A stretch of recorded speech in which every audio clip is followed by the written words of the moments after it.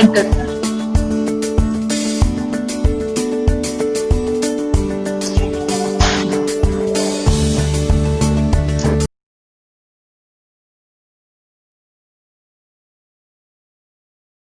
Hi students, good morning. Welcome to Mahila Samacha online classes.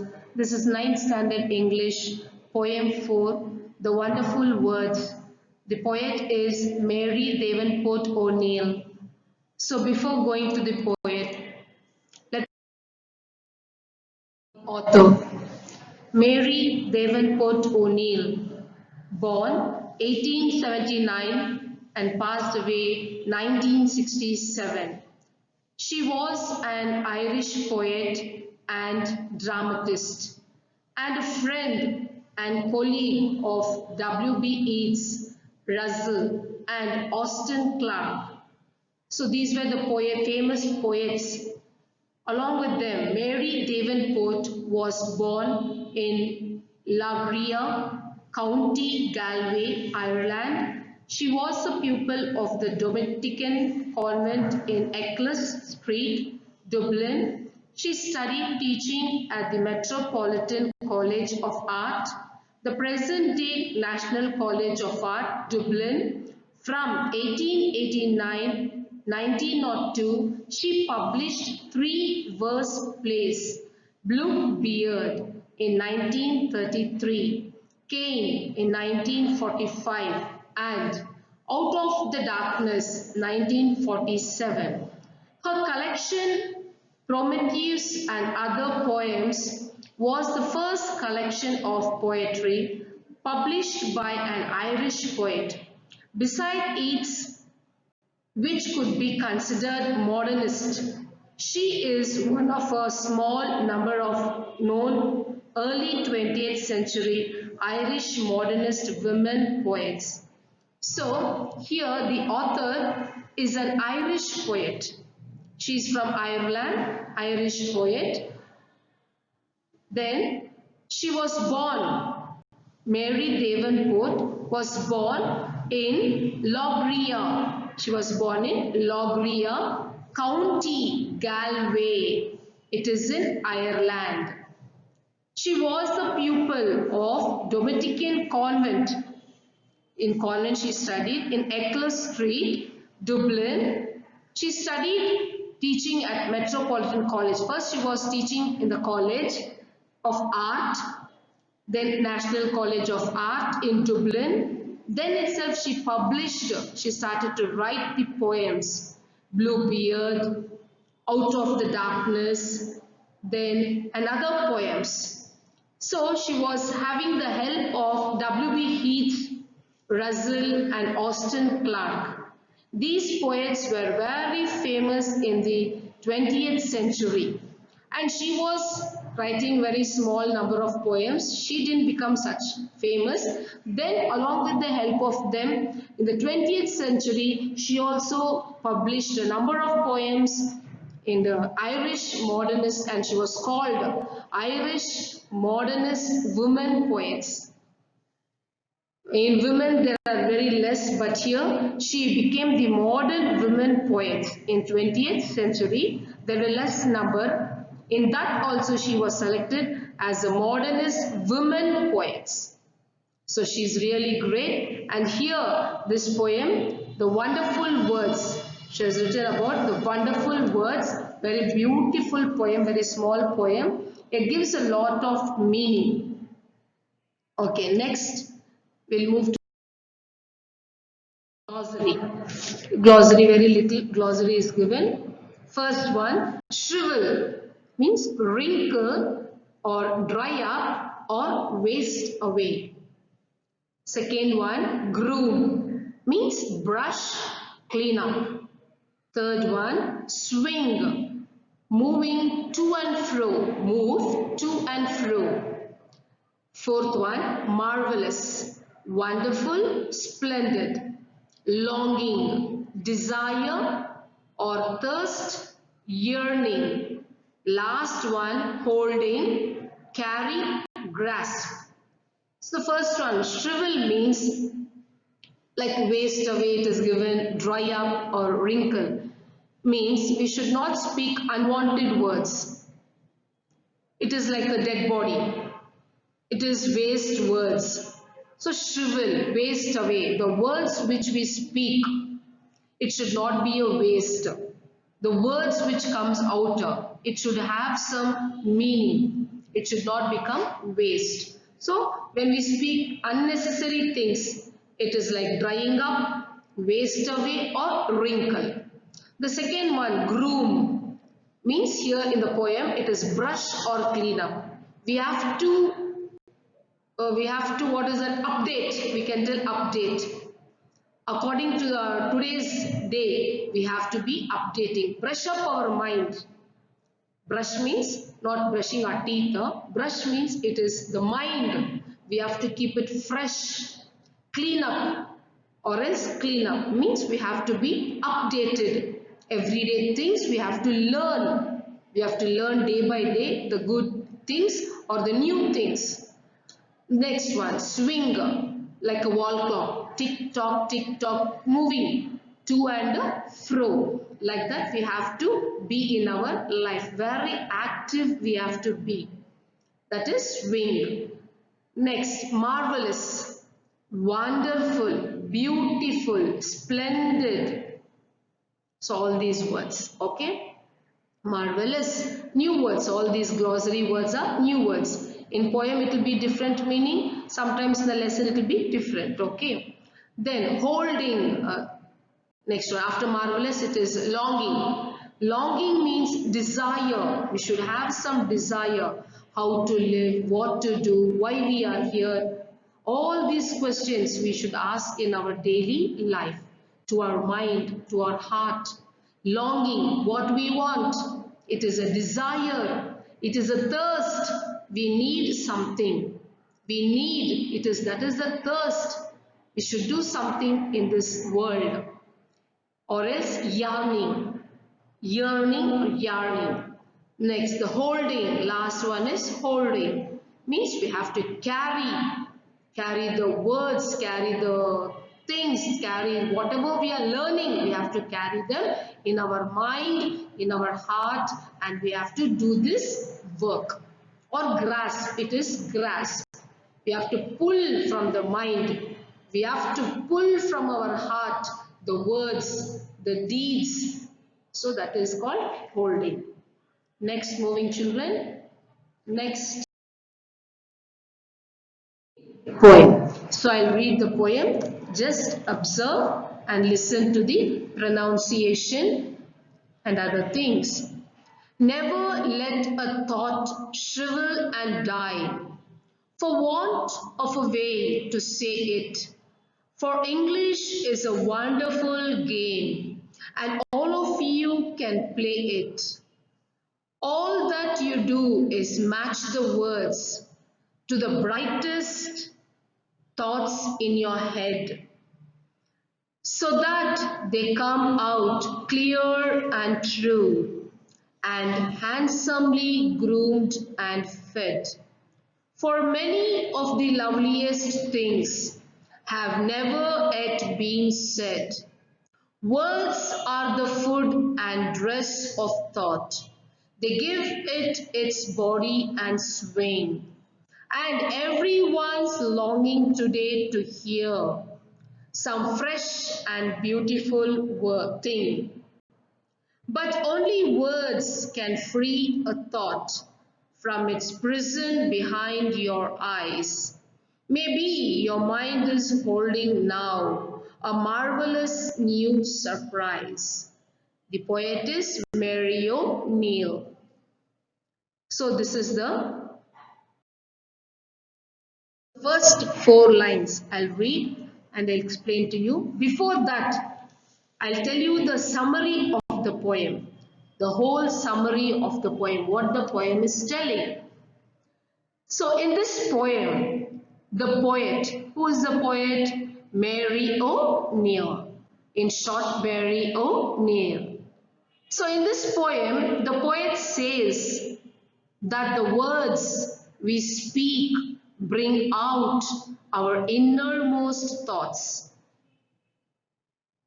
What is inside our heart what is inside our brain, what words we are speaking, that comes outside. So, we should not let our thoughts die.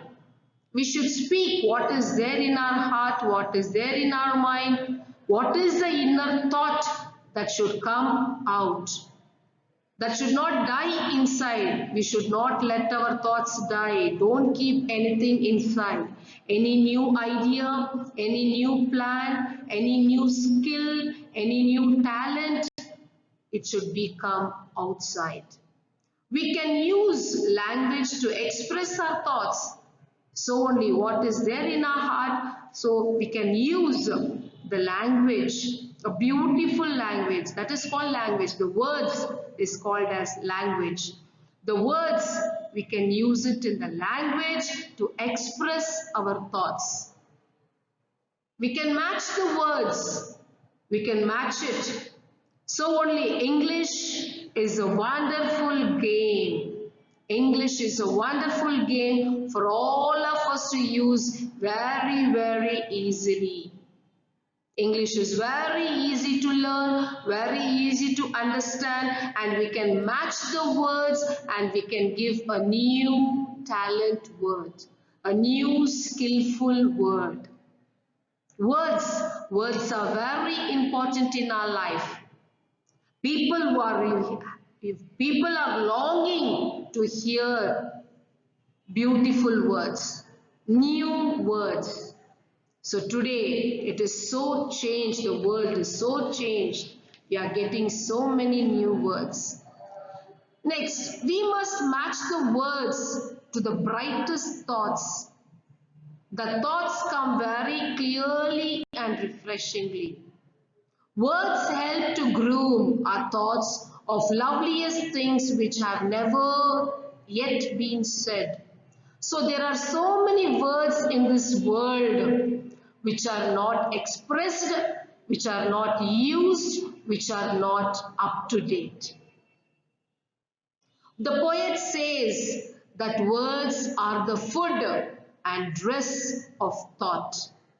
So today we are dressing so beautifully. According to the trend, we are changed. We are not in the old sense of dressing. We are very, very modern in dressing. The same way, even the speaking, the speech, the words should be changed. The poet tells, the food and the words are food. The words are food. Even the food trend is changed. We are not eating the old style. We want everything, burger, pizza, all those things. Like that only. The words are the food. And the dress is the thought. What we are thinking is the dress. And words give its body and swing. So only when you are fresh, when you are beautiful, you can swing. Your body will be very active, swing. Everybody desires to hear fresh and beautiful things. New, fresh means new. Thoughts are imprisoned in our mind. So don't let your mind become blurred. Whatever is there in your mind, let it come outside. The people are longing, the people are waiting. Our thoughts become colorful when it comes outside. It is really colorful. You look colorful. You look beautiful. The words look beautiful. Coming out of your thoughts from the mind is the word from the marvelous new surprise. It gives a marvelous, splendid, wonderful words.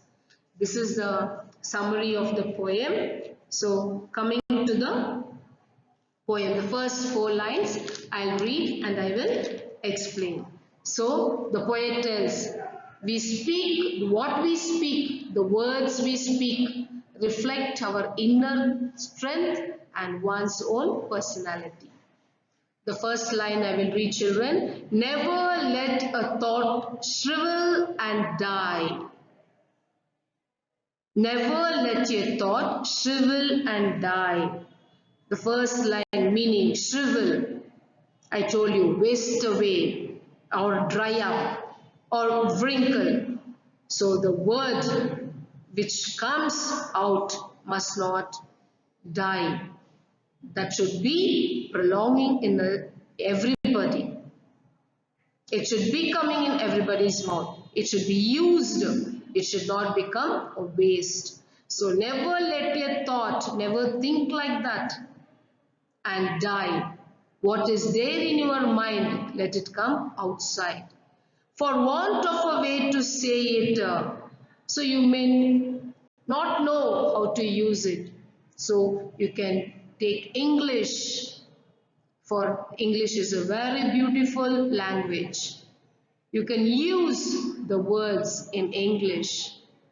The third line, for English is a wonderful game. You can play and all of you can play it. So anything you want to tell, you tell it in English. You speak it in English. So your slang, your words, your talent, we want to hear. The next stanza. All that you do is match the words. All that you do is only matching the words. Just take the words which you know and you match them and it gives a new different word. A new different word. We want new words nowadays. So to the brightest thoughts in your mind. So we can study about your mind. In your mind there are bright words, bright thoughts in your head. Use your head. Just think and just match and just tell the words so that they come out clear and true. What is there in your heart, what is there in your mind will come outside very clearly and it is true. And handsomely groomed and fed.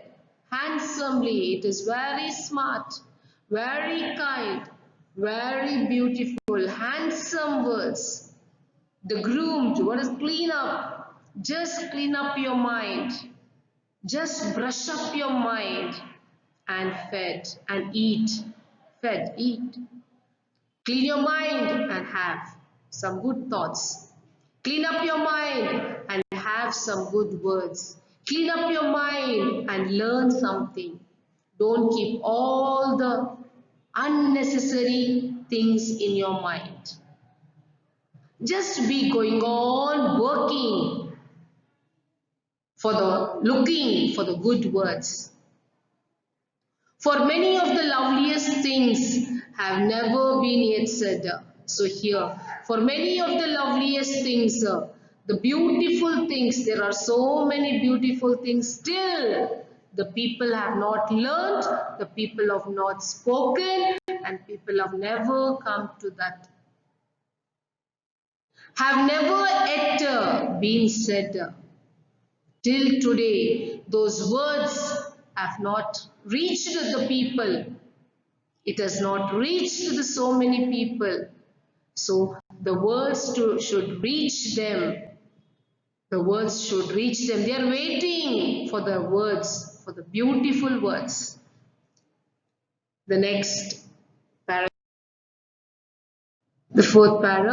The fourth stanza.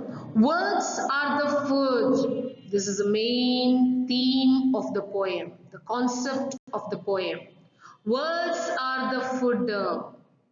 The words we are speaking, the beautiful words which we speak is the food. It is compared to the food, the words. Because we take delicious food. The food should be very delicious for us. Then only we can have it. The flavor, we see the flavor, we see the delicious, we see the smell. Then only we are having the food. We look for very good and precious food. Same way, the words. The words also should be very clear, very beautiful. New words are the food. And the dress of thought. Next, coming to the dress. We want to dress up very neatly. We should look very beautiful in front of others. So even the words should be like that. It should be like the food. The words should be like the dress of thought, the thinking. The way you are dressing makes how you are thinking. What is there in your mind? They give it its body and swing. They give it its body and swing. So how you are, the body expresses and swing so that you can move to and fro. You can move freely. You can move happily when you are in good clothes or good thought. And everyone's longing today to hear from you the good words. Some fresh and beautiful thing. They want to learn good and fresh things. They are longing. They are longing. Their desire, their longing means it is a thirst. It is a thirst or desire. They want to learn something today. Today they want to hear some good words. The last stanza. But only words can free a thought. A man, when he is in difficult, he comes out only when we speak to him in good words. So words are very necessary. Words are very important. Words are which we can make us free, which gives us freedom. We can relax when the words are beautiful. It smooths our heart. It smooths our body, our mind. Only words can free us, not anything else. The consoling words, the consoling words. But only words can free a man, a thought, from its prison behind your eyes. It is something like a prison when we are in difficult or problem. It should come outside means there should be beautiful words. Maybe your mind is holding now. Your mind is longing, your mind is waiting. Who will come and console us in beautiful words? A marvelous new surprise. Who will give us a surprise? Marvelous, splendid words, beautiful words, wonderful words. The people are waiting. So overall, the moral of this poem is the words that we speak reflect our inner strength and one's own personality.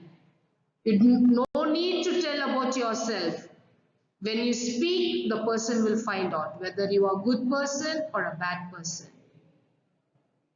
whether you are useful or not useful, whether you are going to work hard or you are not going to work hard. All depends upon the speech.